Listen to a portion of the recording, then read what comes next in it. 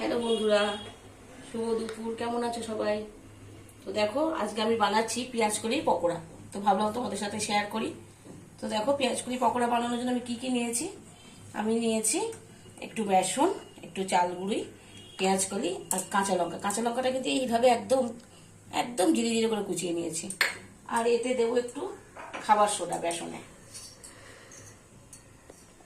এইটুকু খাবার সোডা দেবো। আর দেবো পরিমাণ মতো নুন।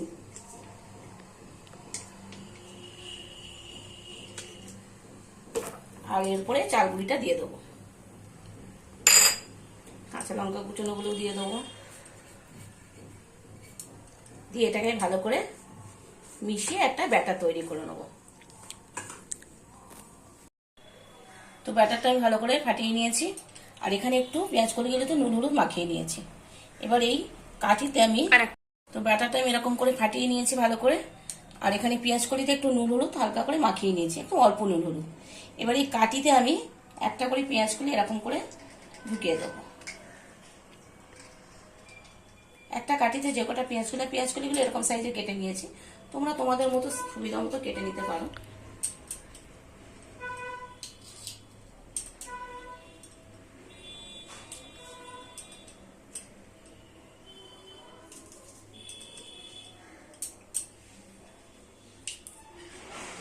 দেখো 2 4 6টা আমার এই কাঠিতে 6টা পেঁয়াজ কলি এঁটেছে।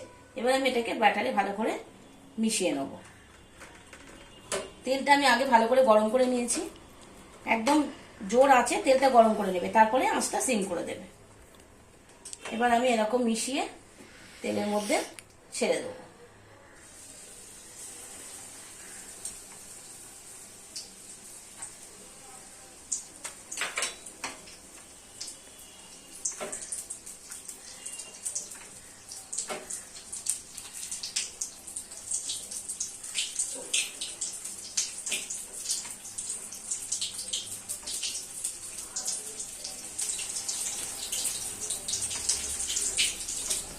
তো আমি একে একে সব এরকম করে কাঠিতে সব ঢুকিয়ে আমি বেসনের ব্যাটারে ডুবিয়ে দিচ্ছি।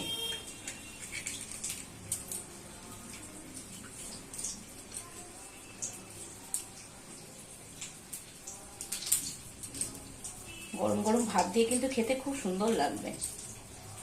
তো দেখো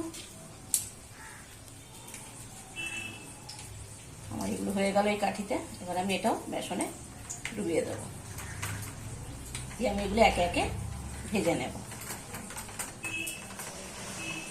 আঁচটা কিন্তু কমিয়েই ভাজছি। যদি আঁচটা বাড়িয়ে ভাজো তাহলে কিন্তু ওপরটা লাল লাল কালো কালো হয়ে যাবে, আর ভেতরটা কিন্তু কাঁচা থাকবে। মানে পেঁয়াজ কলিগুলো কিন্তু কাঁচা থাকবে, তাই জন্য কম আঁচে ভাজতে হবে। গ্যাসের জোর একদম সিম করে ভাজবে। আমি একে একে এই পকোড়াগুলো তুলে নেব।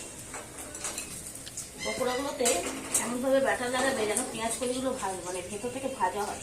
আমি একটা ভেঙে তোমাদের দেখিয়ে দেবো, তুলে নিই। যদি বেশি মোটা করে বাটা হয় তাহলে কিন্তু পেঁয়াজ কলি কাঁচা থাকবে। এমনভাবে ব্যাটারটা লাগাবে যে পেঁয়াজ কলিটা ভেতর থেকে ভাজা হয়।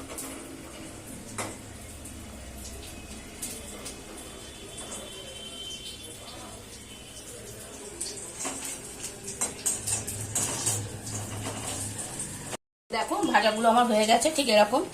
এবার যখন ভাজাটা একটু ঠান্ডা হবে আমি কাঠিগুলো কিন্তু এখান থেকে বার করে নেব। আর দেখো পেঁয়াজ কলিটা কিন্তু ঠিক লাল লাল করে ভাজা হয়েছে। দেখো